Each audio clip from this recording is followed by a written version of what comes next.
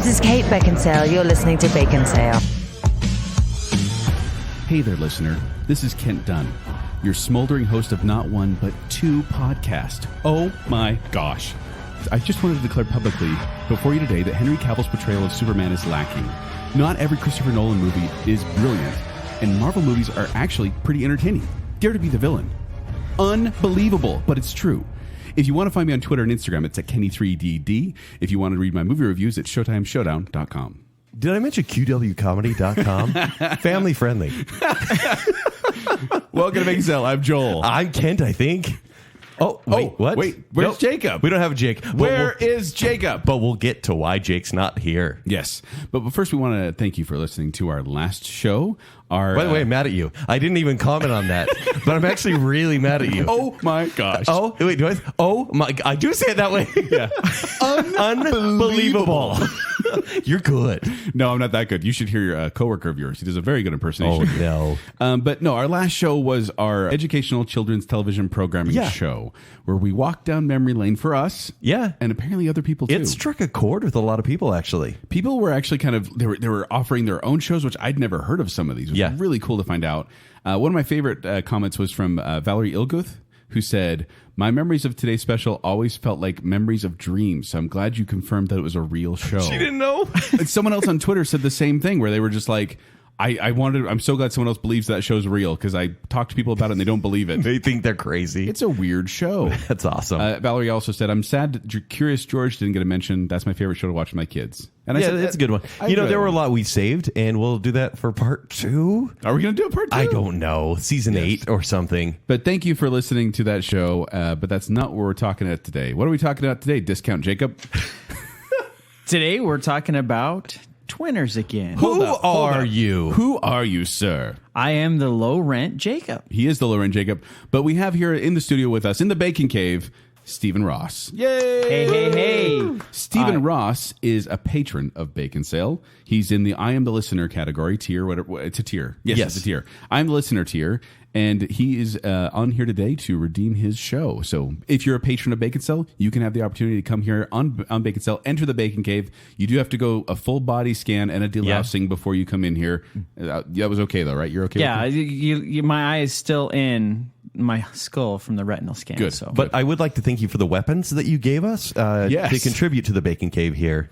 Which we should have better scanners for weapons when they enter the Bacon Cave. But no, you brought gifts, which you don't have to. Everyone who comes on the show, you don't have to bring gifts, but it was very generous of you.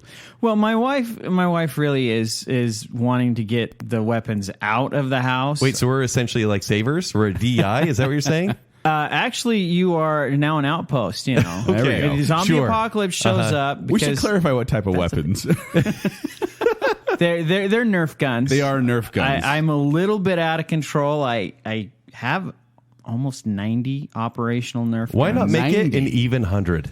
Because my wife will kill me. Okay. With a Nerf gun? Yeah, that might be impossible. Probably with her own 2 hands. So, and then you brought these Nerf guns to us. Why? You explained why to us, but explain why to the listener. Well, basically, when you listen to Baconsale, you know that things tend to get heated. And sometimes, if you want to subscribe to the Code Duello, which it's a long story, but basically there are rules for dueling, and you will need dueling pistols. So, brought in 3 Nerf dueling pistols. So in the moment when Kent gets his angry eyes and I get my angry voice, because that's all we need. Then we just go outside the Bacon Cave and just shoot each other with Nerf guns for a bit. And then I'm in. Yeah, that's going to settle. You got one for real Jacob too. So that's going to settle every bracket from now on. First person tagged wins the argument. Well, I have to admit, like, we do try to keep our emotions control on the air as much as possible. But when we walk off the air, there'll be a lot of shooting happening. Absolutely. Hold my loops. Thank you for that. And the real question is, will you be able to shoot Kent as he deflects the darts with his lightsaber? Yeah, Jedi skills. Disneyland. Well, it doesn't work anymore because Joel dropped it. I didn't drop it. It works fine. I tested it after. I was trying to show off for my wife, but I dropped it. And actually, it's funny you bring up the Nerf thing, because I remember when I did 70 Lines About 35 Patrons, the song I did for when we first started Patreon. Yeah. My line was, Stephen Ross shoots guns and likes to play with Nerf and Lego bricks.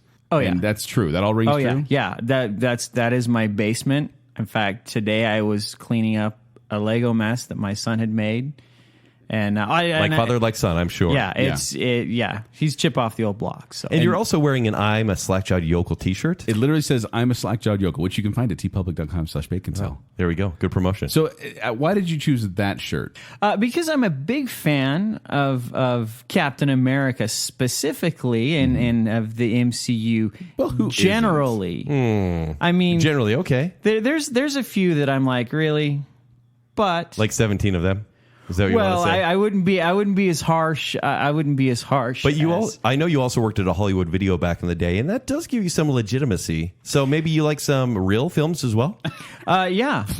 In fact, Memento has been one of my favorites since it came out. I was like, how do you do it backwards with a twist ending? Well, I don't know. Christopher Nolan does. Kent is having so many conflicting feelings about you right now because you said you love Captain America and one of a Christopher Nolan movie. Yeah. I'm still confused about the intro of this show. So, anyways. Why were you confused about something you said? Yeah. But people get us confused Unbelievable. all the time. Yes. Unbelievable. But also, Stephen, we also have some questions for you that we ask of every guest that comes on the show. Okay. I'm going to ask these to you in rapid fire succession. Okay. Just give the first answer that comes to your mind. Don't think about it too much. Even if you haven't seen one of the options, you can always just make a guess and make one of us happy. Okay. Are you ready? Yes, I was born ready. Okay. Which is better, Karate Kid 1 or Karate Kid 2? Karate Kid 1. Yes. Which is worse, Star Wars Episode 1 or Star Wars Episode 2? Episode 1. Yeah, okay. There we go. Do you rate movies using stars or letter grades? If I must, it would be letter grades. Mm-hmm. And you must. Which is the more America movie, Rocky IV or Independence Day?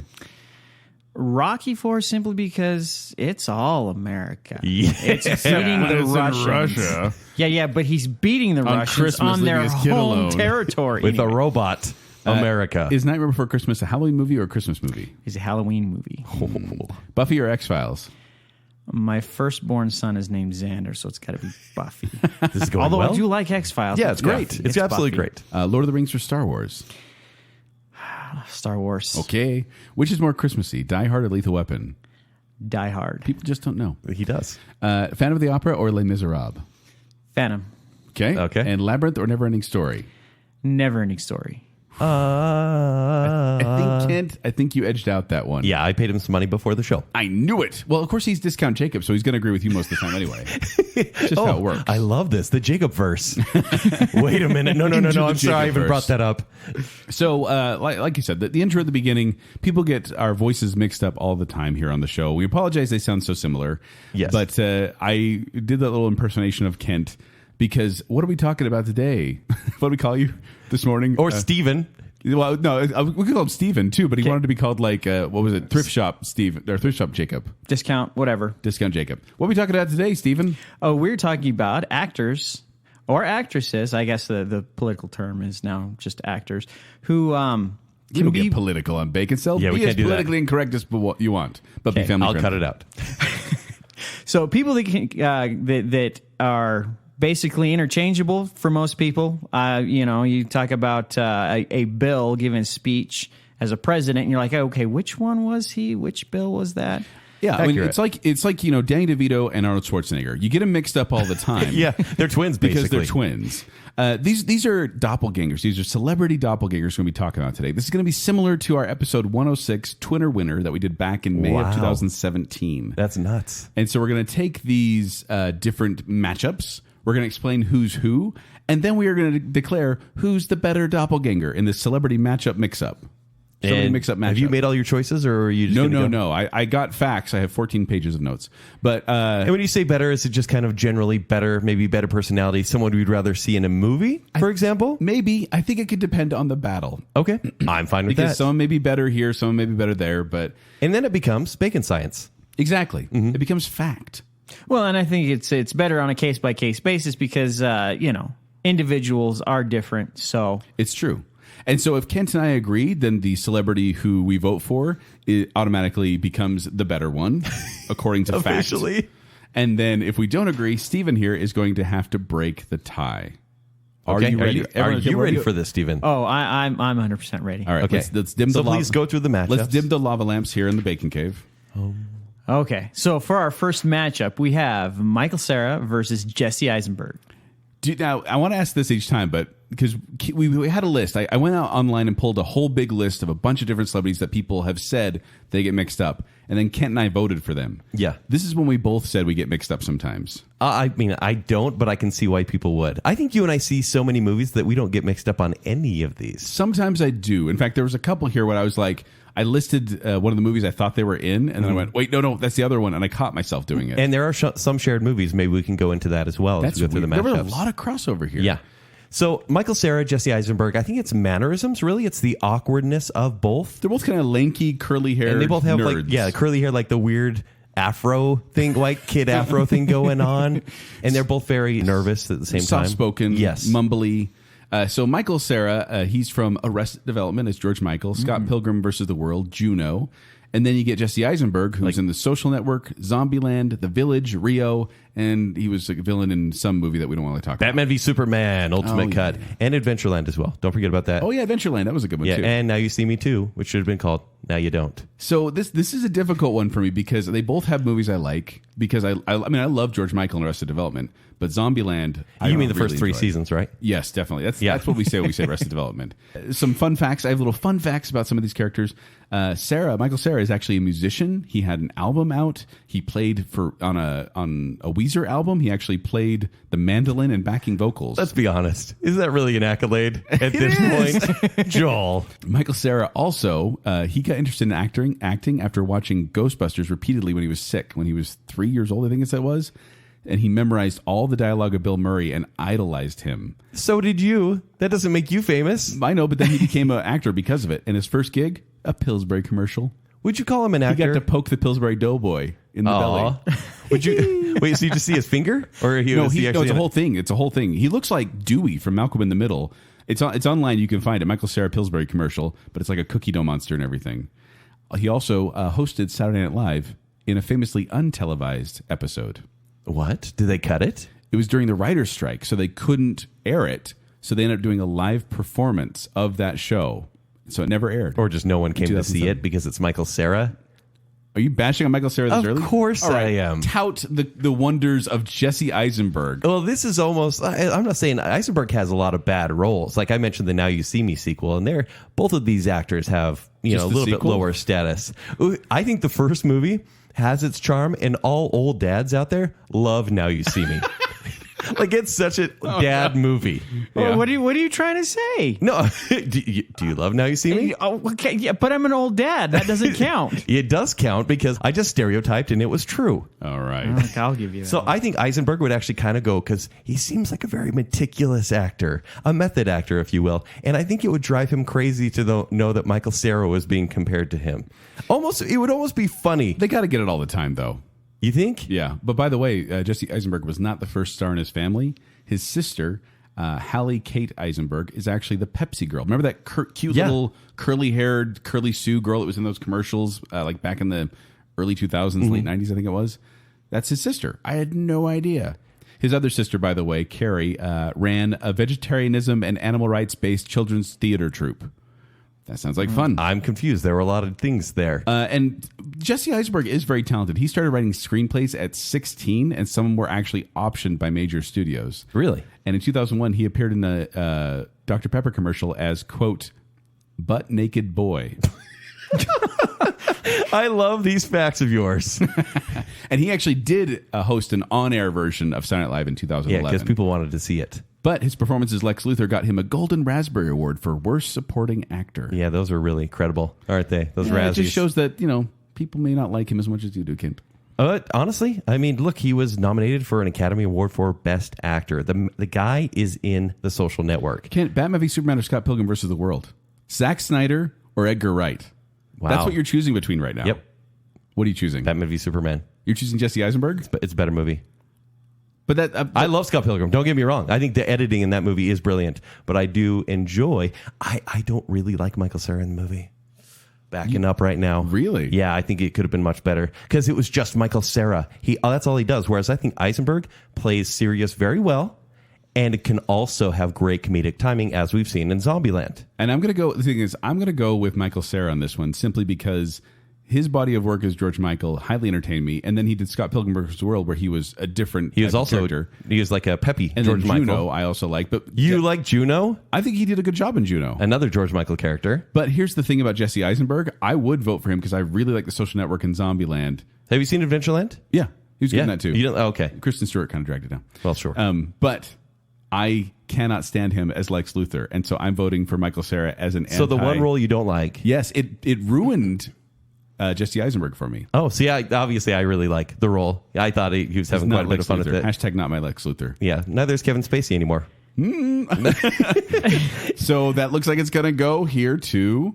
The problem is, I gotta go Jesse Eisenberg. Yeah, I mean, it's think the Now about You it. See Me, It's right? okay. No, it's the double tap. I mean, Yeah. come on, Double who tap, doesn't right. do? I mean, it's really memorable. Whereas, I too love George Michael, but I gotta go with. And then you see, I know it's a and little. then you see Nick and Nora's Infinite Playlist, and you go, "Okay, I'm done." I'm okay with it. I'm Yeah. okay with that win. 'Kay. So there you go. All right. Jesse Eisenberg is the better doppelganger.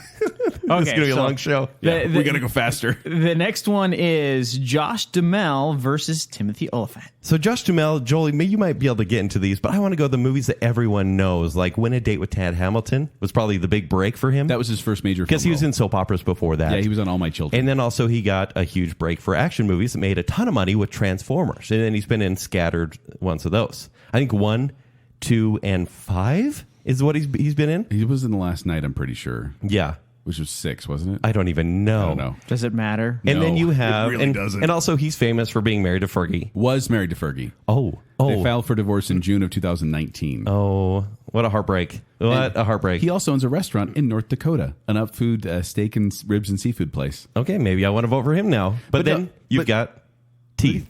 Well, okay, so here's the thing. Timothy Olyphant, who's from Justified, Scream 2, Live Free or Die Hard. My Name is Earl. He was in The Office for a couple episodes. Timothy Olyphant, I always say his name like that. I don't know why. Oliphant, like in Lord of the Rings. But he's known for his teeth, and yet Josh Duhamel is the dentist. Josh Duhamel went to dental school and dropped out just before he graduated, but then he went back and got his degree in 2005. Really? So he could technically work on your teeth, and then Timothy Olyphant could work on you with his teeth. The guy could gnaw on your bones with those giant chompers. And both of these guys, they're silver foxes, right? I think this is the battle of the silver fox. Yeah. And with great smiles, more or less, because I do think Timothy Olyphant has a great smile. Yeah. Great and terrible Yeah. smile, but still.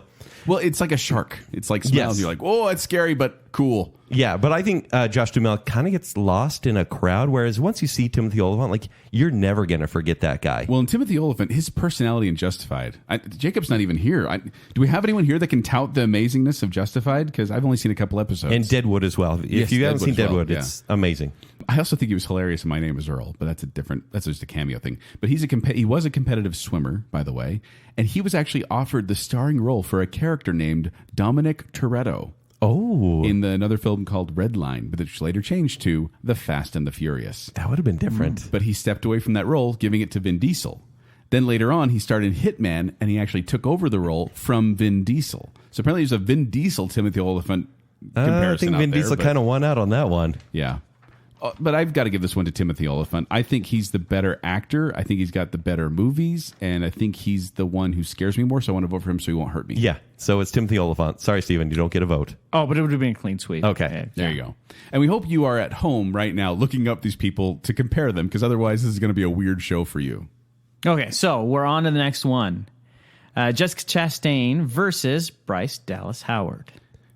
Jessica Chastain yeah. from The Help, Zero Dark 30, Tree of Life, Interstellar, Molly's Game, and then Bryce Dallas Howard from The Help, The Village, Jurassic World, Breaking Dawn, and 50-50. and Spider-Man 3, yeah. and Pete's Dragon, Twilight Saga, Eclipse. So, the Twilight movies, we don't want to mention those, though, because it may not help her case very much. I put good and bad on these. Yeah. So Bryce Dallas Howard, she is the niece of Clint Howard. Just thought that was quite notable. And the daughter of Ron Howard, the director Ron Howard. Sure. Her godfather's Henry Winkler, the Fonz. And also, she was babysat by Tom Cruise multiple times. she's remained good friends with Tobey Maguire, Kirsten Dunst, and Topher Grace, and has no sense of smell. Bryce Dallas Howard doesn't Yeah. have a sense of smell? Is that in her favor? I feel bad for her. It's a pity vote, maybe. But there's Jessica Chastain, who has kind of more of the body of work, right? She is a definite. I mean, didn't she kind of get her breakthrough in Veronica Mars? Well, she was in Veronica Mars. So she's had kind of a weird career because she was trying her best to get into the industry and bit roles here and there. And then in 2011, she had 6 releases. Wow. 6 releases in 2011. Most of her popular ones came out of that. So she had a really good year, and then she became a superstar. Yeah, and she won the Best Actress for Zero Dark 30 at that And she's time. going to be playing Beverly Marsh in the It Chapter 2 as well. Yeah, which I think is poor casting. You think so? Yeah, because the girl looks exactly like Amy Adams. That's a whole other matchup. It's a whole other matchup, and that will show up. But she's in Interstellar. Obviously, that kind of has my draw, but I also think she was not good in Interstellar. 2 Academy Award nominations. She was named. They were both in The Help. Yeah. So she was named PETA's. So this is 2012. PETA, the sexiest vegetarian in the world. So Jessica Chastain is also married to an Italian count.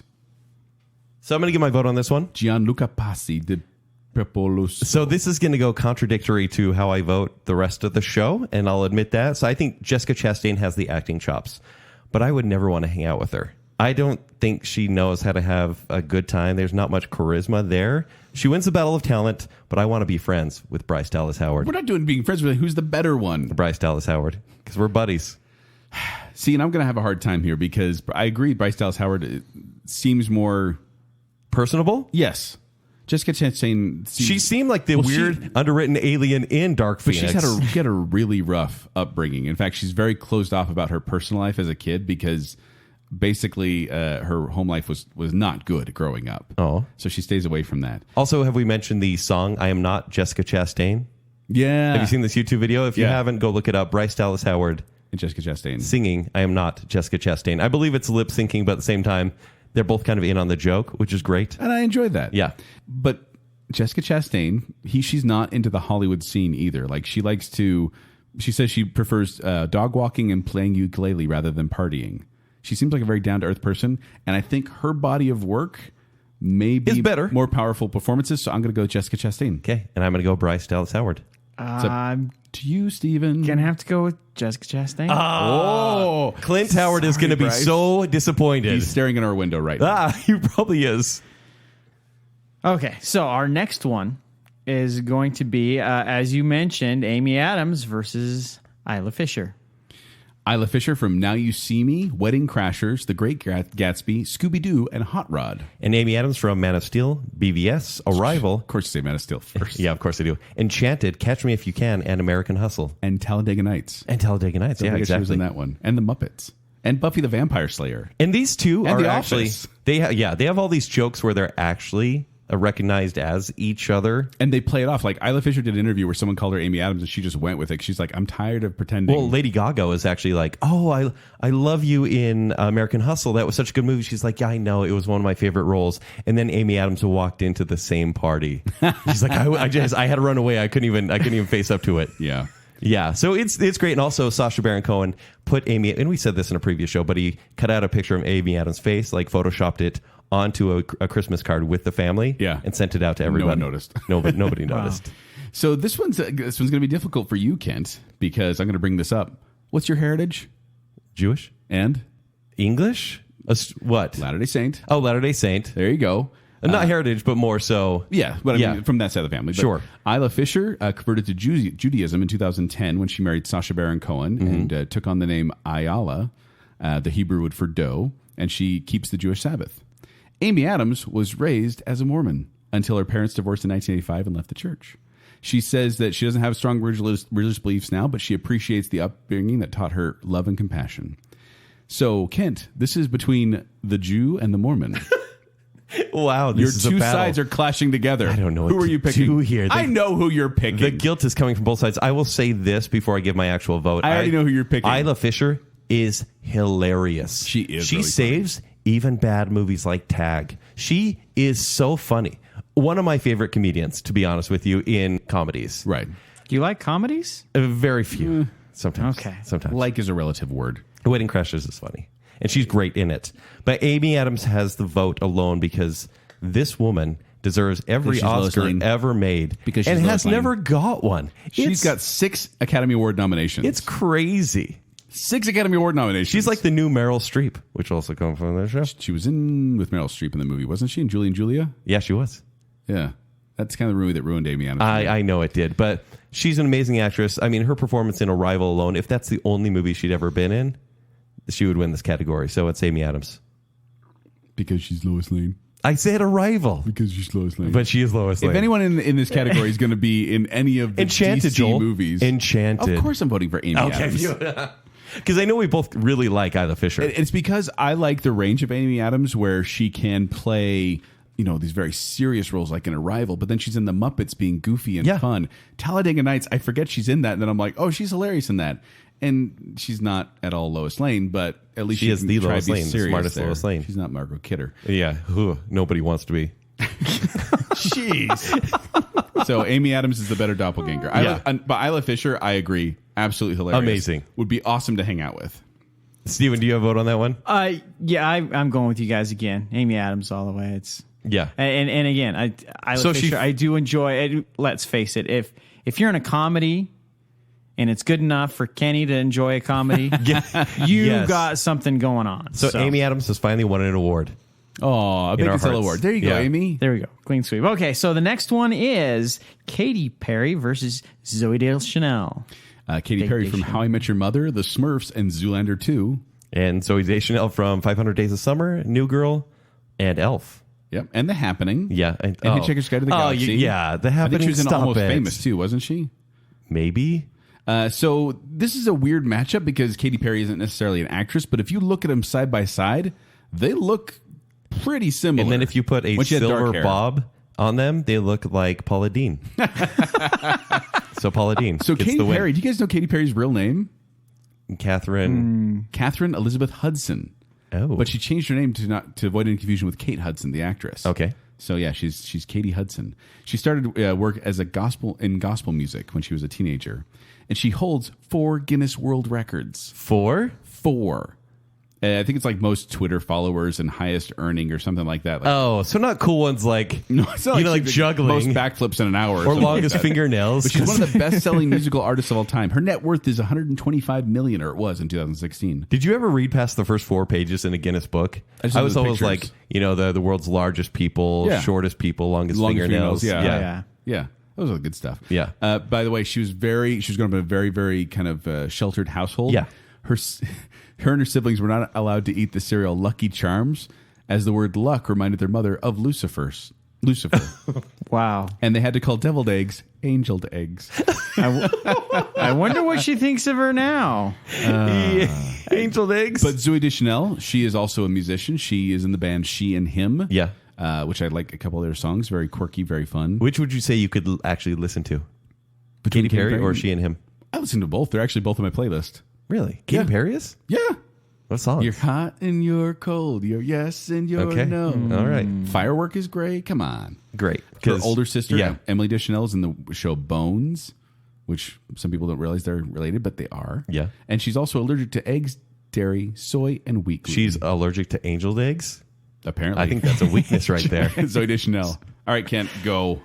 Well, look, someone was in 500 Days of Summer and seems like an actual decent person, and that's Zooey Deschanel. I do not like Katy Perry. I'm sorry. I like Katy Perry, but I'm still going to vote for Zooey Deschanel. Yeah. So, finger boop.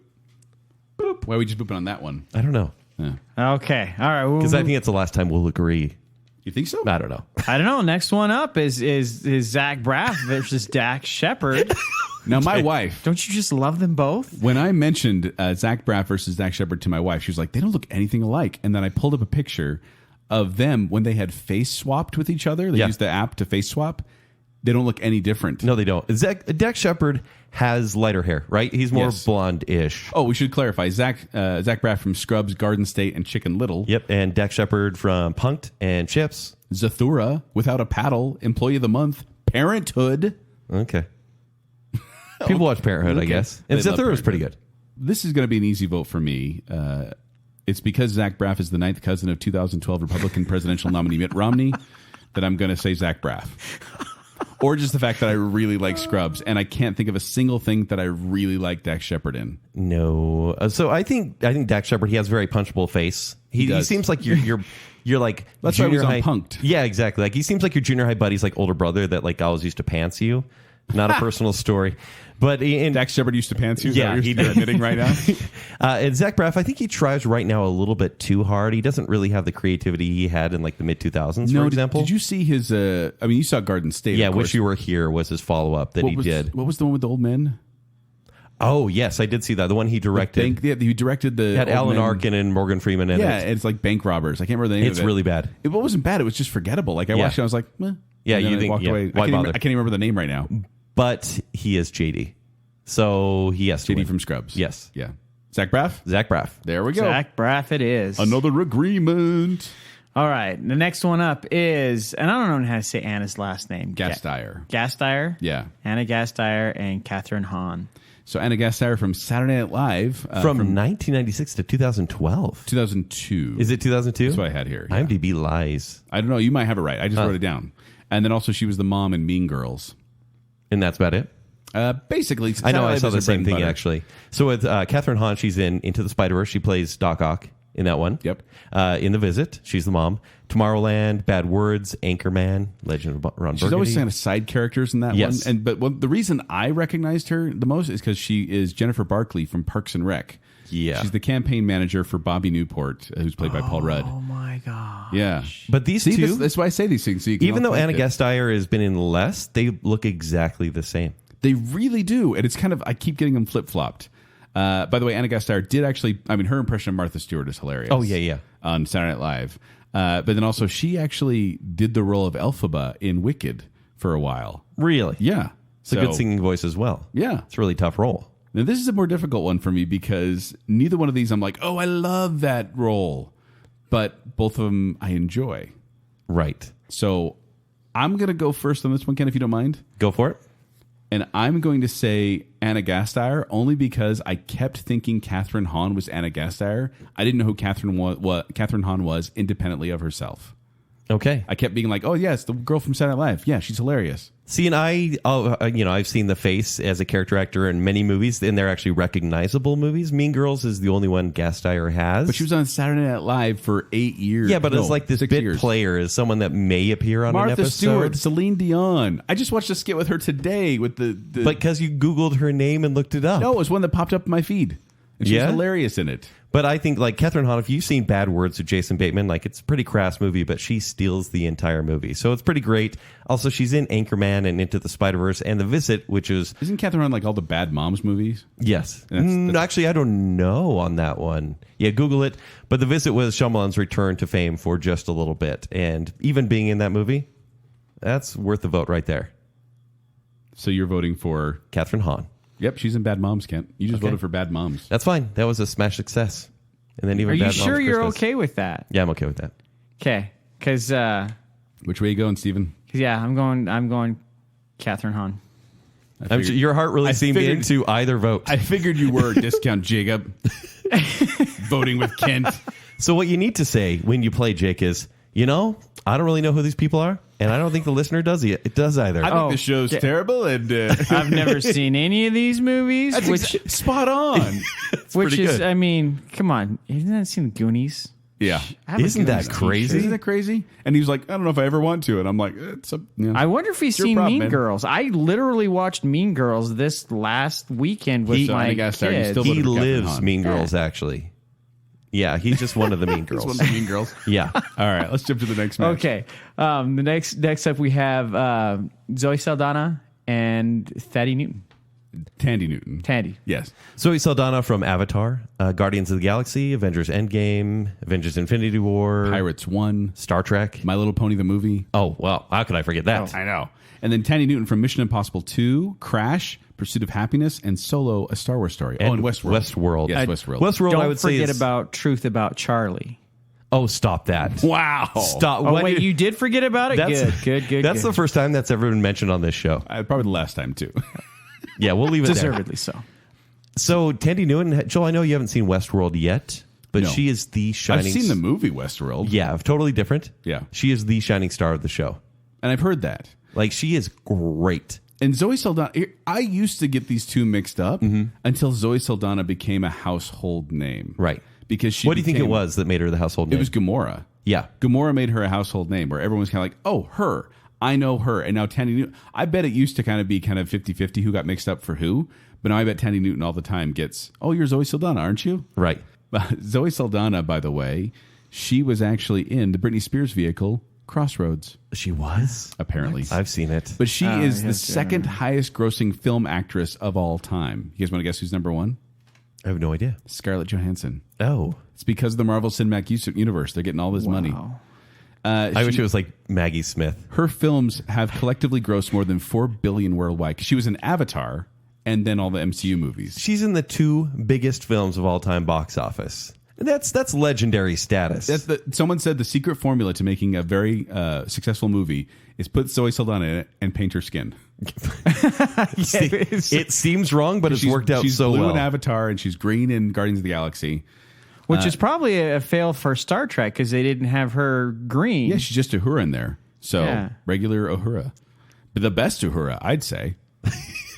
Just trying to Michelle Nichols, just trying to wherever you are, you're not going to give any love to Michelle Nichols. I'm just trying to take off certain listeners right now. And I remember the name. Everyone remember that. Newton was actually, Tandy Newton was appointed as the officer of the Order of the British Empire. So she's OBE in England over there. Yeah. She's pretty important. She may be the better actress, but I think Maybe. Saldana is actually has what she needs for like action movies. Tandy Newton was also in Norbit, one of the worst movies ever made. I retract my statement. And Run, Fat Boy, Run, one of the worst Simon Pegg movies out there. Yeah, I watched that one. So... yeah, I'm going Zoe Saldana on this one. Me too. We need to stop because she's agreeing. left-handed, but because she's awesome. She's left-handed. Actually, Tandy Newton. No, Zoe Saldana. Yeah, Tandy Newton. No, Stephen, make the choice. Okay, Zoe Saldana. Yeah, okay. We just had to disagree. Okay, next up, Jeffrey Dean Morgan versus Javier Bardem. Jeffrey Dean Morgan from Watchmen, The Walking Dead, and Supernatural, and nothing else. Batman versus Superman. Oh, that too. Watchmen. Did you say that one? I did say Watchmen. You were too busy thinking about Batman v Superman. I was. He's an uncredited role of Thomas Wayne. He barely is in Batman v Superman. It's critical.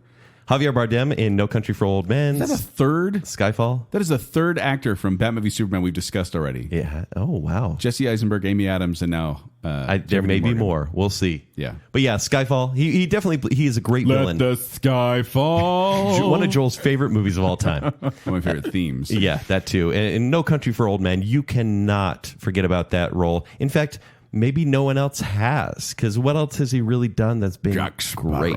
He was in Pirates of the Caribbean. Was he? Which one? Hotels. Transformers: The Last Night. Mother. Oh, Mother.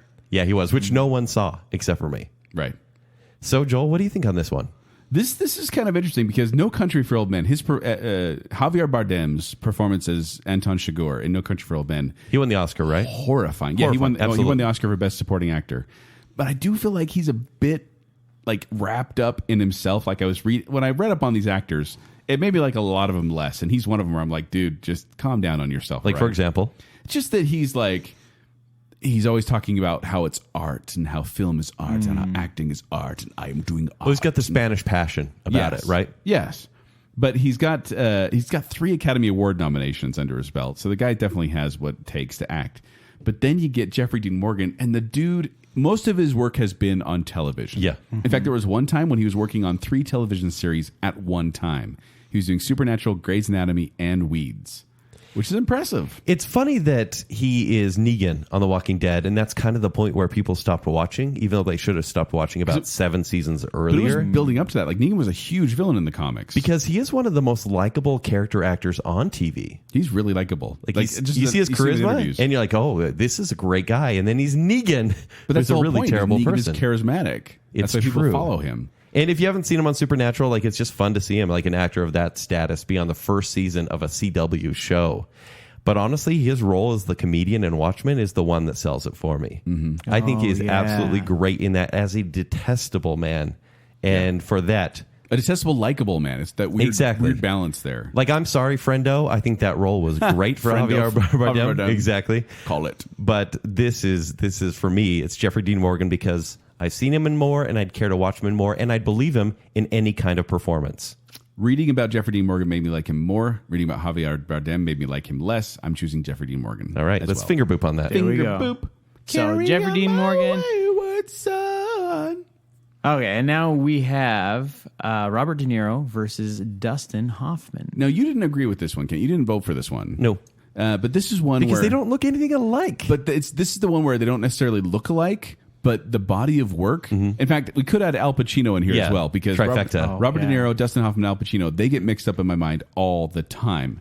But Robert De Niro from The Godfather 2, Cape Fear, Goodfellas, Taxi Driver, Deer Hunter, Raging Bull, The Untouchables, and Dustin Hoffman, you got those? Yeah. Hook, Mr. Megorium's Wonder Emporium. And The Graduate. Midnight Cowboy. Yeah. I hated that one. I Kung know Fu you did. Panda. All the President's Men, Kramer versus Kramer, Tootsie, Rain Man. And you did leave off Meet the Parents. And I did Meet the Parents and for Robert De Niro. Yeah, well, because Robert De Niro and Dustin Hoffman were both in Meet the Fockers. Yeah. Oh, yeah. And truthfully, these are legends that their careers have slipped away. these are people who peaked in the late 70s, early 80s. And then have Same not with Al been able to catch Pacino, up. right? Like that's exactly why you could be here. Exactly. So this is one where I go back and forth on this one because they both have roles that I respect, and they both are way too into themselves. Yeah. By the way, Robert De Niro was nicknamed Bobby Milk as a kid for his pallor. So Is Pallor? he hung out with a group of street kids, and they named him Bobby Milk. And his stage debut was Robert De Niro's stage debut was at the age of 10 when he played the Cowardly Lion in a school production of The Wizard of Oz. You talking to me? You talking to me? It's hard. I think without the benefit of Scorsese, I mean, obviously Coppola, who did Godfather 2, really catapulted Robert De Niro, but the friendship with Scorsese has made Robert De Niro that legacy actor. True. Like one of the best bodies of work of all time. And so he gets my vote based on just the movies he's been in. I do enjoy... I'd probably rather watch Hook than Casino, to be honest with you. Yeah. But Casino is a better film. Heat is an amazing movie that Dustin Hoffman is not in, contrary to popular belief. That's Al Pacino. We really could do a Dustin Hoffman versus Al Pacino versus Robert De Niro show. That'd be great. Maybe when the Irishman comes out. Yeah, when the new one comes out. Scorsese. I feel bad for Dustin Hoffman, though, because he gets slammed and kind of these backhanded compliments. When he told his family he wanted to be an actor, his Aunt Pearl warned him, "You can't be an actor. You are not good looking enough." Oh. From his aunt. I mean, she was right, though. Life magazine joked about Dustin Hoffman. If Dustin Hoffman's face were his fortune, he'd be committed to a life of poverty. Oh, man. And Joel, you're not a big fan of The Graduate, right?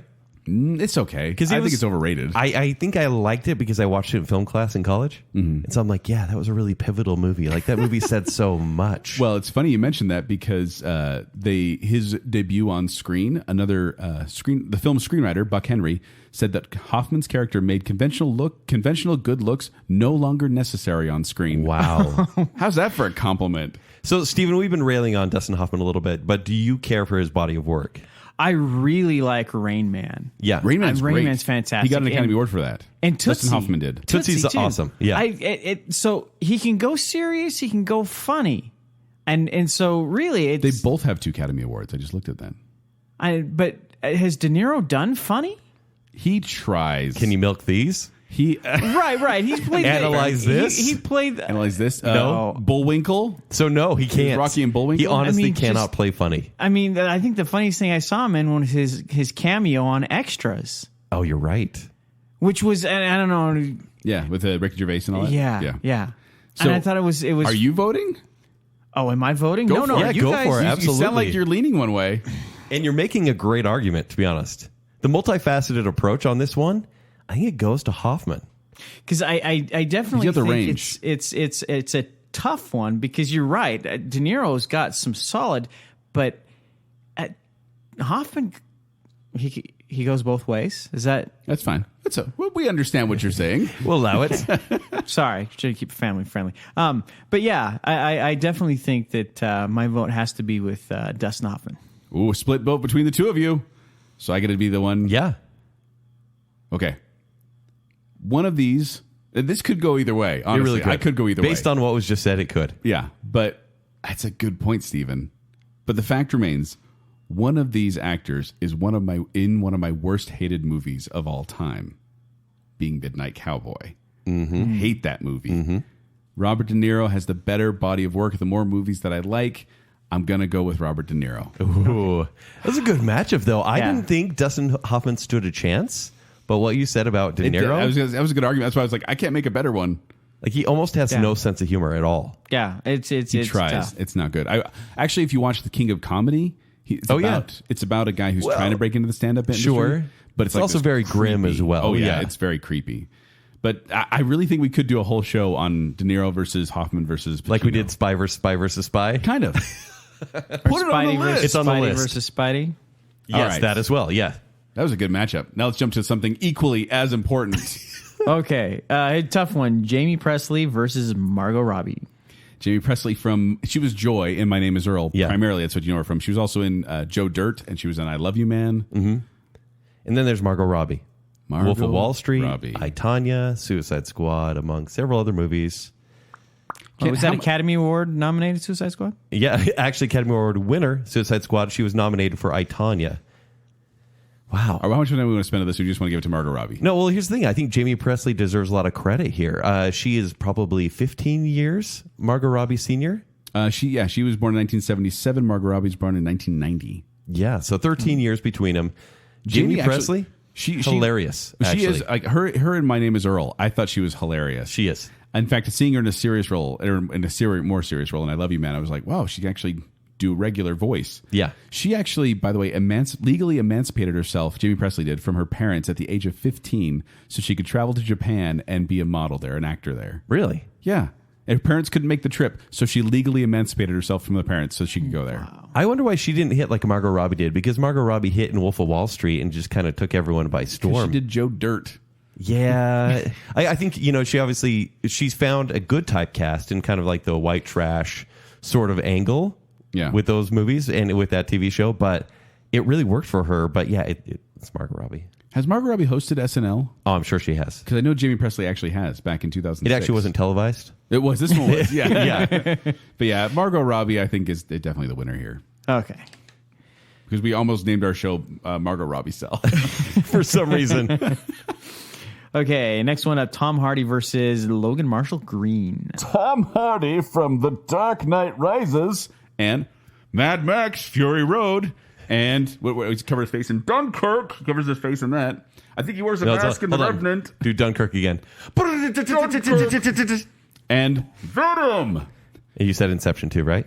Yeah, but he doesn't cover his face in that one. He doesn't cover his face in Inception. He just changes his face. Joel, you forget this isn't a YouTube video sometimes. I was doing gestures and the audience could hear it Could they? in their mind. I picture it all in my mind when I listen. So thank you. Logan Marshall Green from the OC. From Upgrade, Spider-Man Homecoming, and Prometheus. So this one's interesting because Tom Hardy was like a thug who kind of became an actor. Yeah. Whereas Logan Marshall Green is a classically trained actor with like graduate degrees in acting and theater. But yet they look so similar. It's hard to tell them apart. Well, I feel like Logan Marshall Green is definitely like, if we said this before, like the Kirkland Tom Hardy, because he feels more like a TV actor. Like you see him in movies, even Upgrade, like his acting isn't great in the movie, really but liked it's a B Upgrade. movie. But if this was Upgrade versus Venom, Upgrade all day. Yeah. But Tom Hardy, much like Robert De Niro and Scorsese, is wait. best friends. Wait. Yes. Yeah, go ahead. He's best friends with Christopher Nolan. Yeah, because he was in Dark Knight Rises, Mad Max Fury Road, Inception, and Dunkirk. All Christopher Well, Nolan not movies. Mad Max Fury Road, but yeah. Oh, sorry, yeah. Not Mad Max Fury Road. Yeah, but still. That's one of your favorite movies, though. Yeah. And so his body work is stunning, honestly, but I feel like he kind of lucked into it. Do you know Tom Hardy had a brief stint as a rapper? Yeah. oh. The name of him and his buddy were Tommy Number One and Eddie Too Tall. Yeah. Eddie Too Tall? Eddie Too Tall. Yeah. Great album. Actually, Yeah. second one was better. Joel, have you ever seen Locke? He's the twins? No, that's the one where he's just driving in the car and having conversations. The entire movie Haven't seen it. This is Tom is Hardy. a car or ride. Logan This is Marshall Tom Green? Hardy. Okay. And it's fascinating. The movie itself kind of plays, it's a one-time watch, but he is an amazing actor in it. And I think he can act when he tries. At other times, he really doesn't have to do much for the performances to make the movie strong. But he is a great bit part in these movies. So I'm sorry, Logan Marshall Green. I think you give it a solid effort, but it's Tom Hardy's. It's his game. I'm going to have to agree. Because I keep thinking Logan Marshall Green is Tom Hardy, and Upgrade is really the only bright spot in Logan Marshall Green's body of work that I've seen. Yeah. And so, but Tom Hardy, I remember him, even though he covers his face in every single role. Yeah, he's got to stop that. He does. You think it's just a joke now? Like he's like, it's part of my contract. I was born in a mask. Maybe that's how he's distinguishing himself from by Marshall not Green. showing his By face? not Could showing be. his face. There you go. All right, Stephen, who's next? We have Penelope Cruz versus Selma Hayek. Penelope Cruz from Pirates of the Caribbean on Stranger Tides. Which one is that? I don't know. It's one of them. 4 or something. Vanilla Sky, Captain Corelli's mandolin. I brought that one up as and well. Zoolander 2. Captain Corelli's mandolin, I brought that up because I hate that movie. Yeah. It's Nicolas Cage and Penelope Cruz, but It's a strange so movie. dumb. Yeah. And then Selma Hayek. Selma Hayek from Desperado, from Dusk Till Dawn. Wild Wild West. Yeah. Grown Ups. Yeah. Fools Rush In with Matthew Perry. Yes. So this is interesting because Penelope Cruz actually has won an Academy Award for Best Supporting Actress in 2008. And then Selma Hayek, she's been nominated for Best Actress for her role in Frida, but really hasn't gotten any Academy love since then. Well, I think she plays every role too big. Selma Hayek does. Selma Hayek? Yeah. And Penelope Cruz maybe plays every role too small. But I think the big works. I think the fact that she commands the screen works for Selma Hayek. You could ask probably most of our listeners now, and they wouldn't really be able to pinpoint a role that Penelope Cruz has done. I don't think. Really? Steven, could you? Yeah, I can verify. Like you'd that. recognize her as an actress. Yeah, But and I've we'd be like, seen. what I know movie? I've seen her in movies. Right. She's the first Spanish actress to receive a star on the Hollywood Walk of Fame. Kent. Okay. Right, That's great. But what movies has she been in? Pirates of She the was Caribbean, in- Stranger Tides, Vanilla You Sky, have a Captain Corelli's list, Mandolin, Zoolander right? 2. Right. So movies no one's seen then. Vanilla Sky is actually one that I really remember that's her true. from. It was a bizarre Do you like that movie? Not really. I kind of do. It's this weird love-hate thing where I'm like, I really appreciated that, but I don't want to watch it again. Like for a Cameron while. Crowe made that after Jerry Maguire. Everyone's like, what are you doing? Because it's just Messed really up. trippy and messed Well, and then up. Selma Hayek had a great stint on 30 Rock, too. She did, I thought yeah. it was hilarious. So, Ken, which way are you going on this one? Selma Hayek. I'm going Penelope Cruz. I think Yeah? I think she's the better actress. Every time Selma Hayek speaks, it drives me insane. Like, she's like, this is a good idea, right, Matthew Perry? Technically, you're right. Penelope Cruz is the better actress. But once again, unrecognizable. I will say this. Selma Hayek was the worst part of Wild Wild West. You better watch it right now. Oh, so you stop it right now. Stop acting so confident. Every time she spoke, I was like, Kenneth Branagh her acting in a is terrible. spider as a spider Penelope monster? Cruz can act. Selma Hayek cannot act. Nah. All right, Steven, go ahead. I was leaning towards Selma Hayek, but then you brought up Wild Wild West. It's not her fault. It is a little bit. Do you have an accent now? A little bit. But see, that's the problem is that I'm But like, at least okay. you can recall that she was in a movie. Penelope Cruz in Vanilla Sky is the best part of that movie. No. Yeah. No, you don't even know if Or the she's in it. soundtrack. I'd say Crazy Cameron Diaz in that movie is the best part of the movie. And she was actually pretty entertaining. I too. remember Cameron Diaz being crazy. I don't remember Penelope Cruz even being in Penelope it? Cruz even What? being in it. She's the love interest. You can barely tell. Right. And I saw the movie once, and Yeah, you walked away Look, from she was it. in one of the Pirates movies that we can't remember very well. yeah. So she's the better actress. She's got the Academy Award. It's proven. Yeah, but if you're going to put somebody in a movie, Selma Hayek's going to be it. It's true. So it's got to go. It's got to go I Selma disagree. Hayek. And they were in a movie together, I think, called Banditas. Banditas, yeah. Yes. You keep doing this to yourself, Joel. I keep having to side with Kenny. This is your fault. By the way, Cruz is married to Spanish actor Jeffrey Dean Morgan. It's actually You mean Javier Bardem. Bardem, yes. Yeah. She's married to Javier Bardem. And we shouldn't take this away because, like in the Spanish film industry, I think the director's name is Pedro Almodovar, has done many movies with Javier Bardem and Penelope Cruz. Yes. Just many we have not seen. So I don't want to course. take anything away from that. I have seen them all, and that's why I voted for her. And then you guys, you ignorant white folks here, Wow. didn't like it. What's the next one? Okay, next one is Glenn Close versus Meryl Streep. Once again, not saying they look alike, but their body of work, people always mash them up. Have you ever seen them in the same movie together? Yes. What movie? That would be Evening. You didn't see You- that movie. wow. I didn't see it, but, but they did start a movie together. But Well, Glenn Close, good job on your research, Glenn though. Close from The Natural, Fatal Attraction, Hamlet. She actually did a bit part in Hook as well. Yeah. Mars Attacks, 101 Dalmatians, Guardians of the Galaxy, and Warcraft. Warcraft. She was in Warcraft. What? And Meryl Streep in every movie ever made. Every Academy Award nominated nominated movie and every Academy Award Out of Africa, Academy Award show. Devil Wears Prada, Mamma Mia, Kramer versus Kramer, Julie and Julia, Death Becomes Her. That's Meryl Streep. Yes. So this is another difficult one for me. Why? Only because everyone loves Meryl. And I'm surprised you're going to lean towards that way, Kent. Because I've hated on her a few times? Because everyone loves her. And so I'm like, you'd obviously go for the hipster Glenn Close. Glenn Close, she holds the record as the actress to have most Academy nominations without a win. 7 nominations. Yeah, no she was wins. apparently supposed to win this last year. She was in a movie called The Wife. And it was her race to lose. And she lost. But that was the thing. She got nominated in a movie that no one cared about. Yeah. Same with Meryl Streep. Meryl Streep can get an Oscar-nominated performance in a terrible movie. I'm going to put that. Actually, I think you've swayed me. I think Glenn Close is a great actress, and then she gets the credit, but she doesn't get the award. Meryl Streep is in a movie for about 4 minutes and gets an Academy Award nomination. She has been nominated a record 21 times. That's ridiculous. And she has won 3. 21 times she's been nominated. But Death Becomes Her is so good. She's so much fun in that movie. She didn't really like that movie that much. What? She didn't like it that much. Well, I like it a lot, so I disagree with her.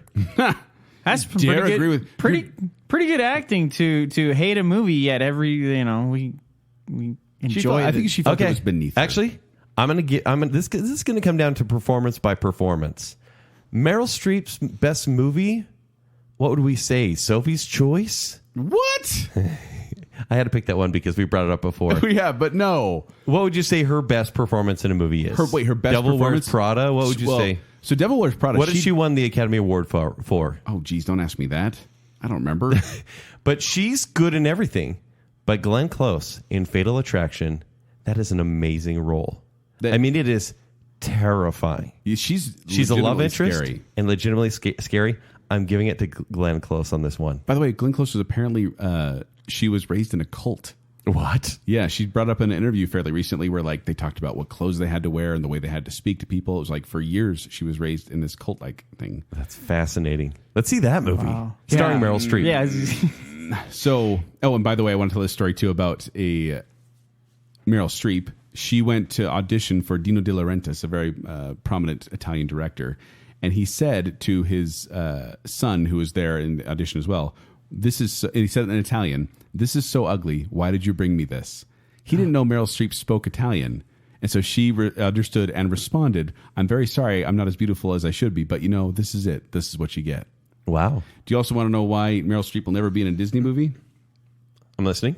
Because at the National Board of Review Awards in 2013, Streep labeled Walt Disney as anti-Semitic and a gender bigot.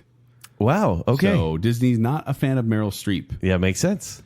But I'm looking at the movies here, Kent, and I see The Natural. I think Sleepy. I think Fatal Attraction. I'm like, it's good. Hamlet, Hook. I like Hook, but not because of Glenn Close. And 101 Dalmatians, I didn't like the live remake. So I'm going to give this one to Meryl Streep because I think that Devil Wears Prada, Kramer versus Kramer, and Death Becomes Her, even Out of Africa, probably better than most of what Glenn Close has done. And I'm going to go with the performance. I think it's Fatal Attraction, so I'll go Glenn Close. Because, Joel, you changed my mind on this, and I would like to disagree for the first time in like an hour. So, Stephen, it's up to you. Glenn Close, Meryl Streep, you got to pick. I'm going to have to go Meryl Streep on this one. What a shocker. Everyone does. Wait. You just took the award away from Glenn Close. Lost again. Oh, I'm sorry. Are you saying I could be on the Academy? Yeah, well, you could have been. Yeah. We gave Amy Adams something, but not Glenn Close. Okay, so our next one is Josh Holloway, and I'm going to defer to Joel on the pronunciation. No. I want to hear you try at must least once. Discount Jacob, I want to hear you try.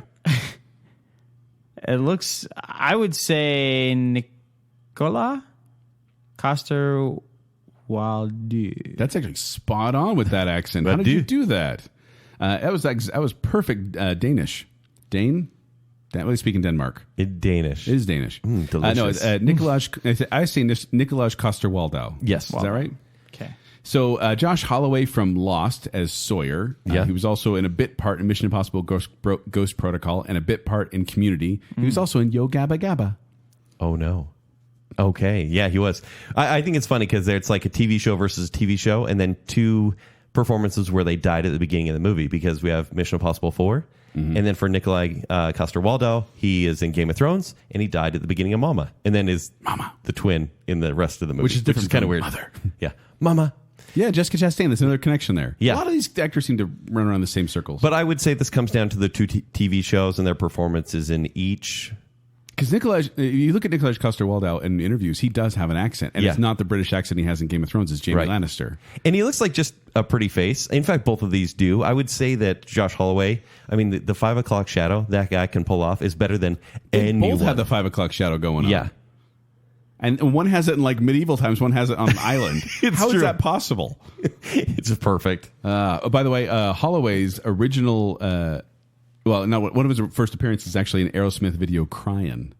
Are you serious? Even back then? He was in Crying as... With Liv Tyler? He's the one who tries to steal Alicia Silverstone's purse from a diner and gets caught and beaten up by her. That was actually part of the plot in Lost. I don't know if you knew that. That was the plot of Lost? Yeah, that was his backstory. It was one of the flashbacks. Alicia Silverstone was in the flashback of Lost. I would actually really don't. Oh, who was that? Oh, man, I just remembered. Someone else got their start in a Christina Aguilera video, and I can't remember. It was someone we already talked about, and I can't remember who it was. Dang it. Well, dang. So is this Lost versus Game of Thrones? It was Josh Duhamel. Oh, what? He was a genie in a bottle. He wins. Okay. No. Okay, so here we go. Back to the match at hand, which was, once again... Josh Holloway versus Nicholas. It's Jaime Lannister versus Sawyer from Lost. Yeah. Who'd win in a fight? I got to give it to Sawyer. Of course you do, Freckles. The thing about Sawyer is I feel like the character of Sawyer had so much more range than the character of Jaime Lannister. I feel like you start off hating Sawyer, and then you see his backstory, and then you see him become a sympathetic character. You see him get emotional, and then he becomes a jerk again, like this up and down kind of thing. You just explained the whole thing for Jaime Lannister. But Jaime Lannister... He is not just a jerk. He's an evil man who is slowly yet surely redeemed and then selfish again. Okay. So they both kind of have the same arc. And really, both shows, arguably, have somewhat weaker endings. So I'd say Lost and Game of Thrones kind of follow a similar trajectory. Wow. But I think Waldau, he should win because he's actually made it in film. Like his foreign he's made it in film? Gods of Egypt? He made it in Gods of Egypt? No, but as far as like his Danish films, he's actually a huge celebrity over there. Well, if whereas this was name a Danish movie, Baconsale, then that would be delicious. Whereas Josh Holloway has tried. He's been in like 19 CBS pilots that have failed, and then he eventually went to a sci-fi show. You know you want Josh Holloway to call you Freckles at least once. At least one time. What is Jaime Lannister going to call you? He'll touch my face with his golden hand. But I am going to have to give this one to Nikolai Coster-Waldau. And I'm giving it to Josh Holloway. Yeah. Sawyer. Good. Finally, a real disagreement. All right, Freckles, go for it. Who are you picking? Waldau. Yeah. No! That was the wrong choice, Stephen. All of my opinions are right. No, he does sound like Jacob. That sounds a lot like Jacob, thank actually. you. Yeah. Oh, okay. That's actually a really good matchup, though. Yeah, that's difficult. Especially even the arcs of the shows where you're like, hey, this is a fantastic... Oh, wait, no, don't watch it anymore. Right. The Stubble Showdown. That's what that was. I think Lost Ending was fine. Yeah, I know you do. Until you weirdos are talking about it. Save it for our live show. Wow, the look on I got a Steven's look from face. Steven. Okay, so now we have Tobey Maguire versus Jake Gyllenhaal. Tobey Maguire, not Toby Keith, from Spider-Man, Pleasantville, Seabiscuit, Brothers with Jake Gyllenhaal, and The Great Gatsby. Whereas Jake Gyllenhaal, Spider-Man, Far From Home, Donnie Darko, October Sky, Nightcrawler, and Prisoners. And Bubble Boy. Yes. Don't forget Bubble Boy. I never could. Yeah, so they're in Brothers together, which is really interesting. Which, if you haven't seen Brothers, that is a hard movie to watch. It really is. Some amazing performances, though, from both of these. And Natalie Portman's in that one as well. Yeah. She does a great job as well. But she's not a doppelganger here. We're not talking about her and Keira Knightley. We should be. Tobey Maguire, actually, he wanted to become a chef, and he entered a home economics class in 6th grade. His mother offered him $100 to take a drama class instead, and he agreed. What? That's what got him on his start. His first appearance, by the way, Tobey Maguire's first appearance was in 1989's The Wizard. Wow. He's in The Wizard of one of love these facts the so goons much. of the bully. Does this make you like him more? A little bit. I actually looked up the clip online. He's an underrated actor. Like, I think, he got a little too old maybe to play Spider-Man and kind of how he was performing it in number 3 especially.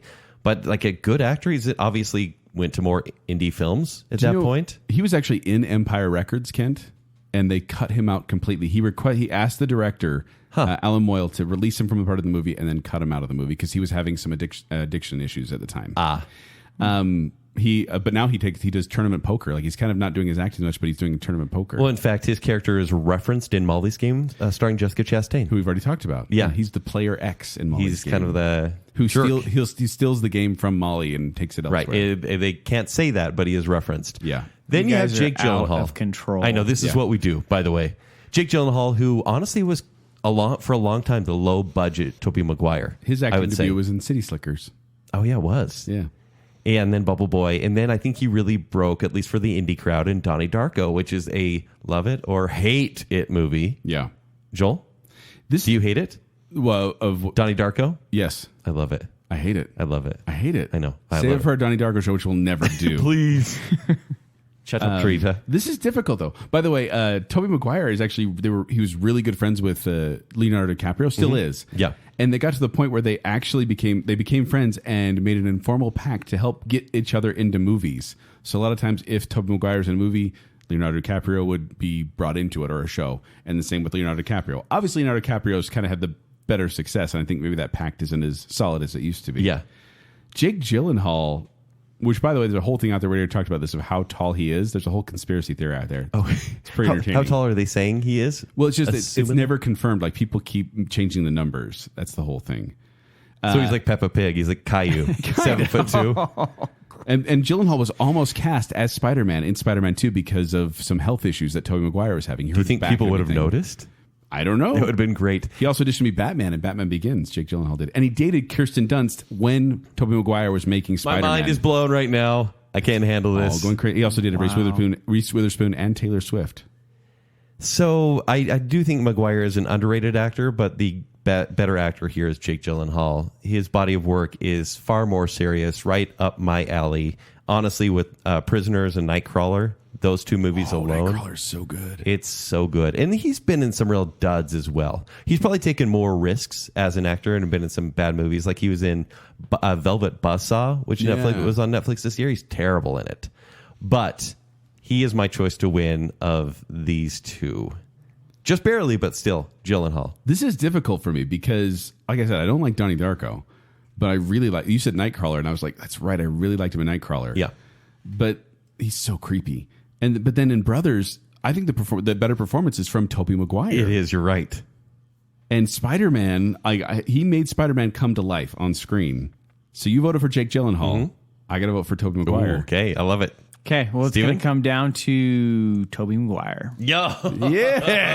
Tobey Maguire's the better one. We're going to pick off so many people. There you go. That's not a bad choice. Yeah. Okay, Michelle Williams versus Carey Mulligan.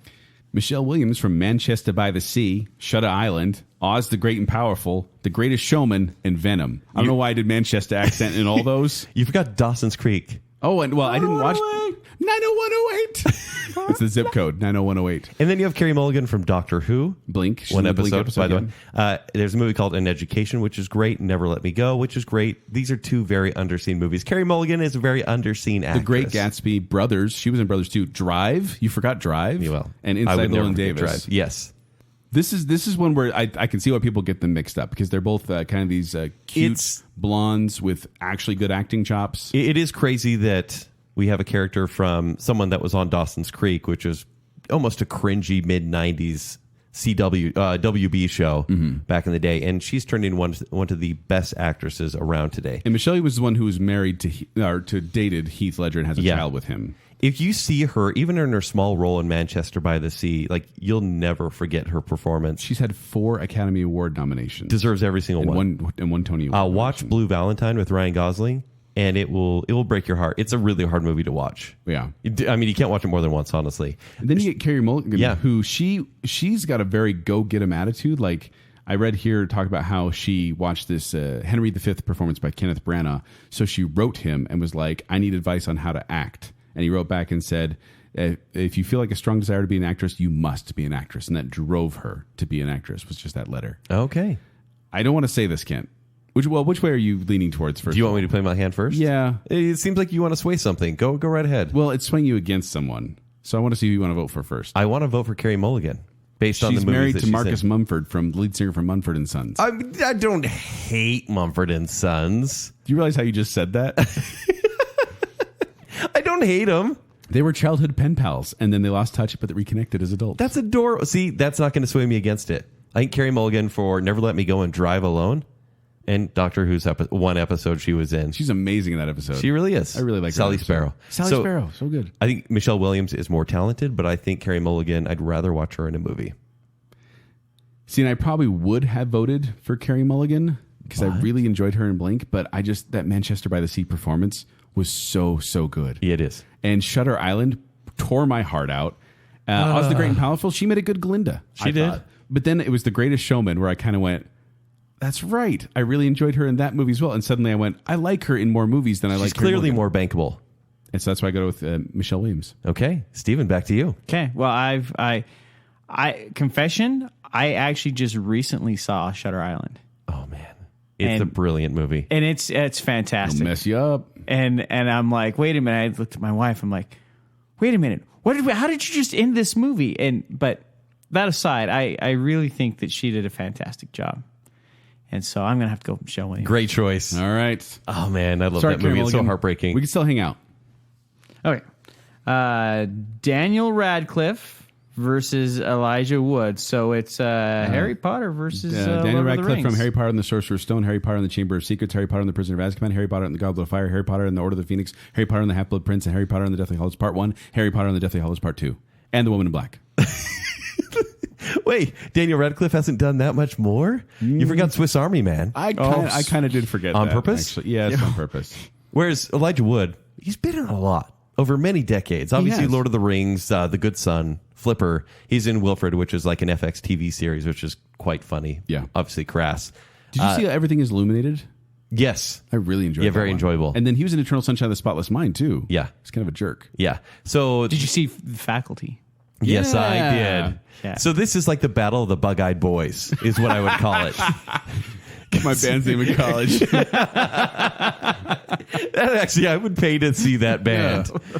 I do think Danny Radcliffe has kind of come into his own. I think he's becoming a better actor, but he was never acclaimed as Harry Potter. He was never the best part of those movies. No nominations, no real strong acting chops. He was just he got better as it went along. He did, but it was just like the anchor point throughout. But he was a kid. He was like 10 years old when Yeah, he but started. like even look at like Emma Watson, what she did in those movies. Even to a lesser extent, Rupert Grint grew more as an actor maybe in those movies than Daniel Radcliffe. Yeah. But Elijah Wood, he's been in a lot of stinkers. Now he's in a lot of just basic horror films, like a lot of low-budget horror films, because that's really his genre of choice. But being Frodo Baggins, obviously maybe Harry Potter's more currently iconic than Frodo Baggins. But I think his role as Frodo Baggins, it really carries those movies through and is undersold a lot. By the way, Elijah Wood made his film debut on Back to the Future Part 2. He's one of the kids that's playing the video games in the 80s cafe, and he's like, use your hands, that's a baby toy. Yeah. Also, he was in, he got his first like media break in Paula Abdul's video, Forever Your Girl, which was directed by David Fincher. What? How's that for That's weird a great facts? start. By the way, his parents actually owned a delicatessen in, I believe it was in New York. But then they sold the delicatessen, and the family, without the father, all moved to Los Angeles so that Elijah Wood could pursue his acting career. Weird. Yeah, it's really weird. I would say... He's also the voice of Spyro the Dragon. Yeah, that too. If I were walking down a dark alley and I saw each of these people, I would be more afraid of the bug-eyed Elijah Wood, to be honest. Well, because of Sin City. Yeah. He looks a little bit more sinister. And Daniel Radcliffe has more of a warm, welcoming face, even with those giant eyes. Are you voting for welcoming faces? Is that what we're going for? No, I'm too afraid of Elijah Wood. Honestly, the fact that he's been able to span many decades as a star and have childhood fame and then be Frodo Baggins, I think helps him seal this win. So Elijah Wood. And I'm going to vote for Daniel Radcliffe only because he is inseparable as Harry Potter. He is. But that's it. But that's what I mean. It's like, that's all you need. Named 7. You named 8 movies and 7 were Harry Potter. You think of Lord of the Rings. You think of the entire ensemble. You think of Harry Potter. You think of Daniel Radcliffe. I think of Dame Maggie Smith. No, you don't. It took you a while to think of that name. But I think that Daniel Radcliffe will continue to grow as an actor. I do think that. So you're saying he has potential? I'm saying the potential for him makes him better, but also just the iconic role because Frodo Baggins was one of many. You might even say one of a Do you fellowship. realize? Oh man, how could you say that about Frodo? Bilbo, sure, but not Frodo. Oh, Pippin, shameful. sure. But That's blasphemy. we save it for our Pippin versus Mary show. But I'm going to give it to Daniel Radcliffe because I feel like Harry Potter is the iconic role that Elijah Wood wish he could have had in all these other roles that he's had. And I think the roles that he's doing, he's always kind of the side bit character. Which movies were accepted more? Which movies won the Academy Awards? It's not all about Academy Awards, Kent. But which movies were critically more loved? Which ones made more money? Well, the movies with 8 movies. The 8 film franchise. Plus the Fantastic Beasts movies, which I know you care for so much. I hate those. All right, Steven, it's your choice. Okay. Again, tough sell because I really do like the work both of them did, but I'm going to have to go with Joel on this. You always choose Joel. That surprised him. But yeah, to be able to see his growth and Like on his shoulder? Like, what do you mean? Like a skin tag? Get that looked at, Daniel. Yeah, seriously. Oh, but to see, He literally just grew up. It wasn't much acting is an growth, icon. though. He is an icon. You think of Daniel Radcliffe, you think of Harry Potter. But that's it. It's like a typecast actor. And that's all it is. But whose fault is the typecasting though? Wouldn't that necessarily be us as an audience saying that he'll forever be Harry Potter? Yeah, but don't you think that's sad for him? I mean, there's a reason he chooses roles like Swiss Army Man because it's he's trying decided. to buck We got a the couple system. more to get through. Come on. We're close to the end of this. Okay. We should mention we have 20 of these. My favorite is Bill Paxton versus Bill Pullman. Now, you didn't vote for this one, Kent. No. But I did because They don't look anything alike. This is once again where I think it's just the names. The Bill P. For some reason, they just mix up on my head. Yeah. But Bill Paxton from Aliens, Weird Science, Twister, Titanic, Apollo 13, The Terminator, Commando, Frailty, Edge of Tomorrow. Bill Pullman, Independence Day, While You Were Sleeping, Mr. Right, Independence Day Resurgence. Spaceballs, you like Newsies, Casper, The Grudge. Do you like how I threw in Mr. Right? Yeah. With Ellen DeGeneres? Yeah, I like that you did that. Yeah. Jerk. This is Game Over, man. It's Bill Paxton's all the way. I like Bill Pullman a lot. I think he's super likable. He always seems tired in his movies. He's always kind of like seemed like a tired old man, whereas Bill Paxton, never the most good-looking guy in the movie, but as a zany character actor or a lead actor in a movie like Twister, really, really sells it. And I wish... Did you... Okay. Yes. No, go ahead. I was going to say, did you see The Circle? No, I never saw The Circle. That is actually his final performance before he passed away. It was released 2 months after his death. Was that the He Tom died Hanks because one? of complications and surgery. The Circle's with Tom Hanks? And Okay, I Emma did see Watson. it. Yeah, it's a bad movie. Is it? It's actually really terrible. That's too bad. Another fun fact, Bill Paxton was actually in the crowd when President John F. Kennedy emerged from the hotel in Fort Worth, Texas on the morning of his assassination. Wow. They have a photograph of him, like he's being held up above the crowd, an 8-year-old Bill Paxton being above the crowd. It's like you can see the picture Was online. he the second shooter? He was not. He also was in music video, Pat Benatar's Shadows of the Night music video as a Nazi radio officer, and Limp Bizkit's 2000 song Eat You Alive as a sheriff. Have you seen Near Dark? Range. What? Have you seen Near Dark? No. Vampire movie from the 80s? haven't. Is it good? He's really good. Yeah. Bill Pullman, dang it, I just did it right Yeah, then. you did. He was in Ruthless People in his film premiere, which I enjoy that movie. I don't know if you've seen Never it. seen Danny it. DeVito, Bette Midler. Oh, it's a funny one. It's a bizarre one. He was an adjunct professor at Montana State University School of Film, and then his students actually said, you should pursue acting. So he did. Oh, it's a fun story. And at the age of 21, Bill Pullman suffered a head injury and lost his sense of smell. That's the second one we talked in here. And now he owns a cattle ranch in Montana. So that's what you need for fame. Lose your sense of smell. Who was the other one that Go did? to acting school. Profit. Who was the other one we mentioned that did lost their sense of smell? Bryce Dallas Howard. That's what it was. I almost said Jessica Chastain on that. They're I'm all like, the same. You know, I'm gonna have to go. I'm gonna have to go with Bill Paxton as well. Okay. Because I feel like his range, like you look at him as the jerk on Weird Science, the jerk brother, Chet, and then you look at him as like the hero in Twister, and then you see him as like, I don't know, he's a punk rocker in Terminator. He has a range, and I really appreciate the range. And Frailty. Oh, I really like Frailty. That was one of Messed the up. underrated that horror one's- movies. Yeah. That one's messed up. So, Bill Paxton takes the win on this one. Game Okay. over. Game Yeah, over, there you man. go. Game over. Okay, and our final one, Allison Brie versus Brie Larson. Once again, they don't look anything alike, but I cannot tell you how many times on Baconsale I have flipped it as like Allison Brie. Wait, is it Brie Larson or is it Allison Brie? I think up until February of 2019 is when we didn't know the difference. Right. Obviously, there was Community for years, but still, I'd be like, "Oh, Brie Larson for Allison Brie from Community." But now, I don't think anyone who follows pop culture will ever not know, based on what Brie Larson has kind of done to her career. Yeah, and by that I mean become unlikable. But it's just really telling people this wasn't made for you. Yeah. The smug attitude, saying these movies will be made whether you want to or not. In fact, they're made in spite of you. Yeah. Like, that's no good for your career. Torpedoing the career. But then, Kent, think of her in Scott Pilgrim versus the World. I know. Singing Clash at Demon Head. Yeah, that's cool. It's cool. What is it called? Black Sheep, Clash at Demon Head. Also think of her in Room. Mm-hmm. Remember Room? Yeah, Dower. Amazing performance. That was actually Brie Larson just being Brie Jacob Larson. Tremblay and Brie Larson. But it was such a fantastic movie. It's a great performance, honestly. It is. Like, remember the good times, Kent. Remember the good times. Wait, was Room good times? Remember the well-acted times. Yeah, it was a well-acted time. But Brie... Oh, wow, I just did it again. Yeah. Allison Brie from Community. Which, by the way, Allison Brie, her real name is Allison Brie Schermerhorn. Wow. Yep. Yeah. You changed that for Hollywood. Yeah. And Brie Larson is Brienne Sidone Desaulniers. I can't say her last name. She sounds like a villain, though. But both of them, like, it's funny, they both pick similar names for their Hollywood name, but neither one of them is their real name. Oh, and I haven't seen much of Glow on Netflix, but Allison Brie is apparently great. Yeah, and she directs as well. She was in Mad Men also, and in the Lego movie. She's Unikitty in the Lego movie, which I perfect. really enjoy. In Joel, you've seen Community a few times at this point. Mm-hmm. I think Allison Brie in Big that fan show, of Annie Edison. Right?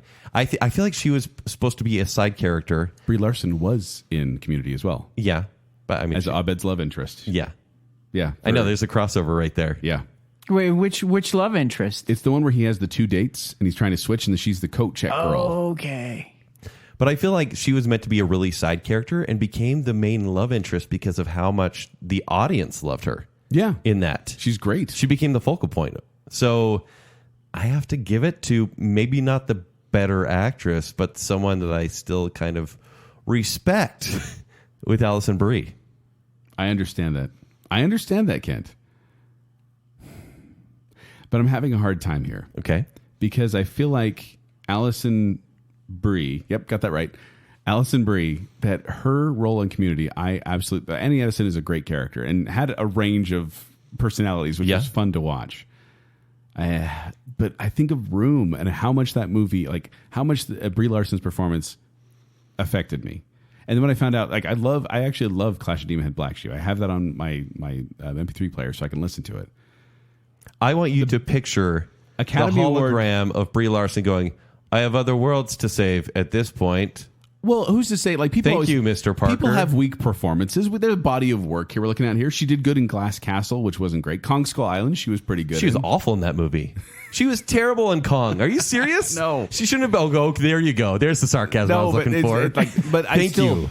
I'm not saying one performance makes it all, but I'm basically saying one performance makes it all. I was floored by Room. But maybe this should be a potential Daniel Radcliffe thing because one Allison has an Academy Brie Award, one doesn't. Yeah, but does that mean anything? Does that mean everything? I should say. Allison Brie has the potential here, whereas Brie Larson seems like she's just going to continue with the superhero thing and not well. Allison Brie, actually, her first role was on Hannah Montana as a hairdresser, a novice hairdresser, and she also is married to Dave Franco. Kent, you're voting for the wife of Dave Franco. Yeah, I am. I like Dave Franco. Oh, it's James Franco you don't like. Yeah. Dang it. Yeah. See, there you go. Also, Allison Brie worked as a clown at birthday parties. Oh, that's scary and terrifying. But Brie adorable. Larson was at age 6, she became the youngest student admitted to the training program at the American Conservatory Theater. And she actually got her acting career started on Tonight Show with Jay Leno. She's on a sketch on the Tonight Show with Jay Leno. Yeah. Come on, Jay Leno. Yeah, seriously. I'm going to have to go for Brie Larson. Room. I'm just thinking of Room. What are you doing? I'm thinking of Room.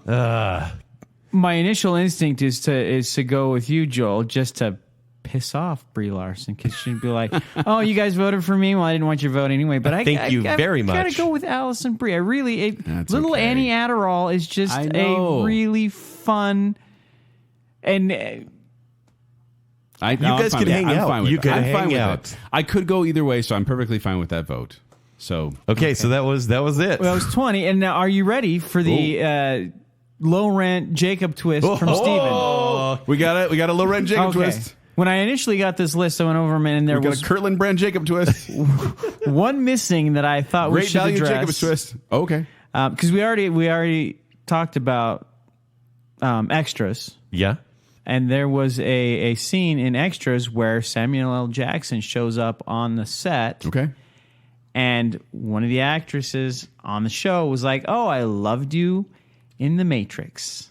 And up until that point, I had no idea that they were mistaken for each other. And then I hear that it happens quite a bit, and they're apparently good friends. There's a famous interview, actually, where I think it was on something when they talked to him about his Super Bowl commercial. And he's like, "What's Super Bowl commercial?" Mm-hmm. And it was Lawrence Fishburne.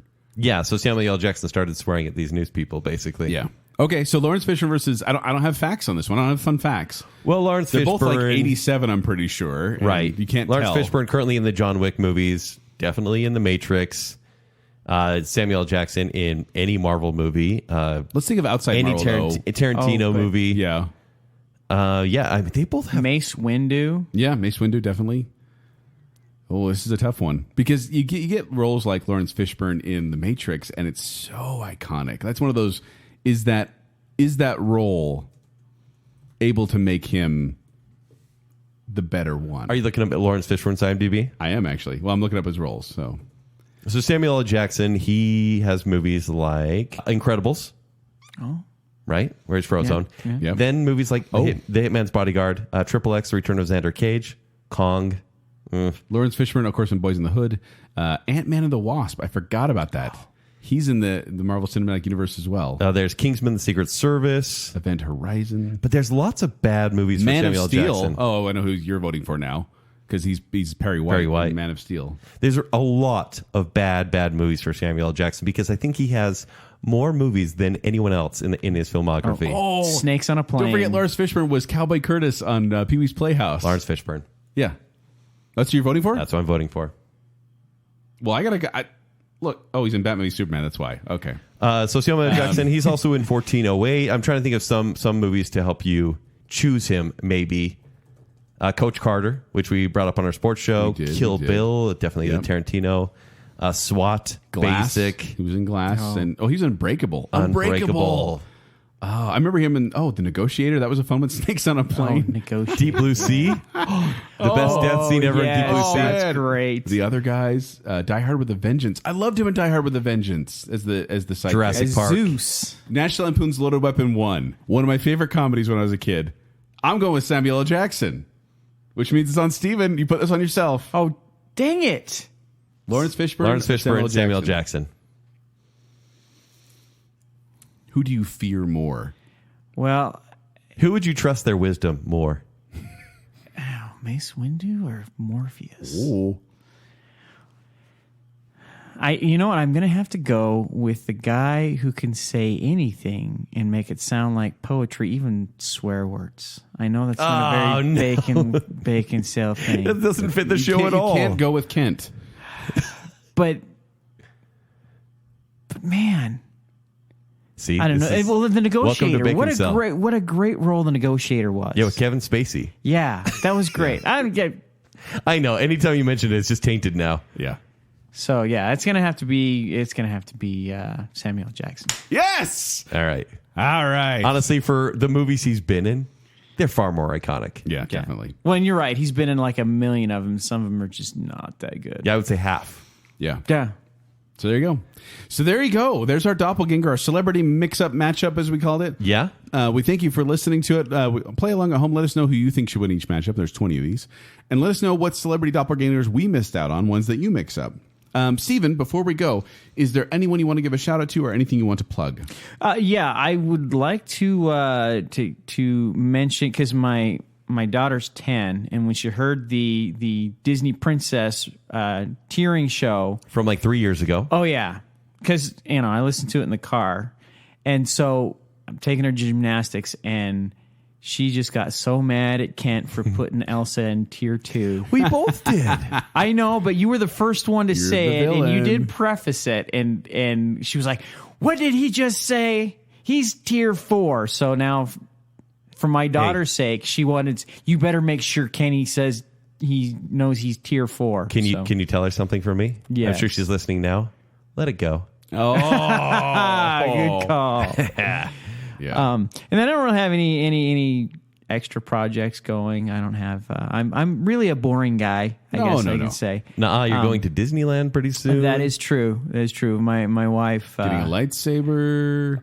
I couple Nerf guns. really hope so. But no, just my family, my brother. I've talked into listening to the show, and he listens. He was telling me he spread the good word of Baconsale. So thank you for that. I keep trying to convince everybody. Every listener a missionary. Yeah. Oh yeah, I'm wearing my I am the listener T-shirt to Disneyland. Yes. Try to promote it. That he got at tpublic.com/Baconsale. Oh yes, and then so yeah, just it's been great. I highly recommend if anybody is listening and they want to support.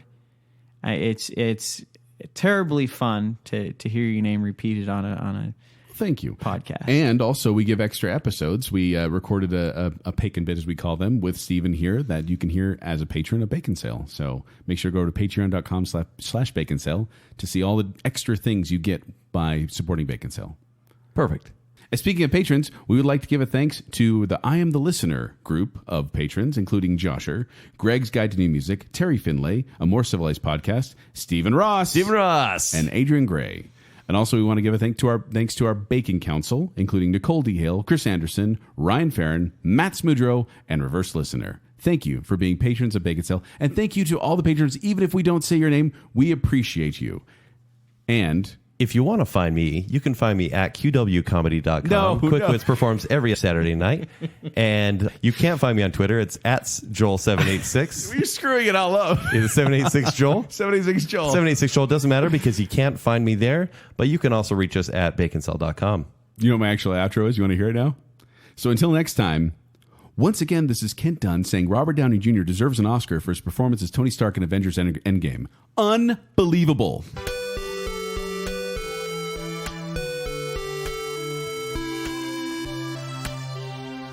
Unbelievable.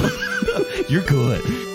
You're not Jacob. Low rent Jake. Ah! Who is this person sitting to my left?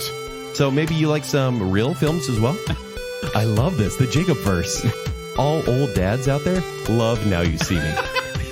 I just stereotyped and it was true. So he could technically work on your teeth, and then Timothy Oliphant could work on you with his teeth. The guy could gnaw on your bones with those giant chompers. And I think he's the one who scares me more, so I want to vote for him so he won't hurt me. Yeah. He's not much of a kidder. Yeah. Ooh, nobody wants to be. And they had to call deviled eggs angel eggs. I figured you were, Discount Jacob. Voting with Kent. If Dustin Hoffman's face were his fortune, he'd be committed to a life of poverty. I was born in a mask. Wild West. Yeah. Grown Ups. Yeah. Fools Rush In with Matthew Perry. Yes. It's not her fault. It is a little bit. Do you have an accent now? A little bit. You ignorant white folks here. And both have the 5 o'clock shadow going on. Yeah. And one has it in like medieval times, one has it on an island. How is that possible? You know you want Josh Holloway to call you Freckles at least once. You know at least one time. All of my opinions are right. No, he does sound like Jacob. Yeah, That's a lot like okay, Jacob, thank actually. you. I don't hate Mumford and Sons. You realize how you just said that? Yeah. So this is like the battle of the Bug-Eyed Boys. I have other worlds to save at this point. We got a low-rent Jacob Okay. twist. This is a good idea, right, Matthew Perry?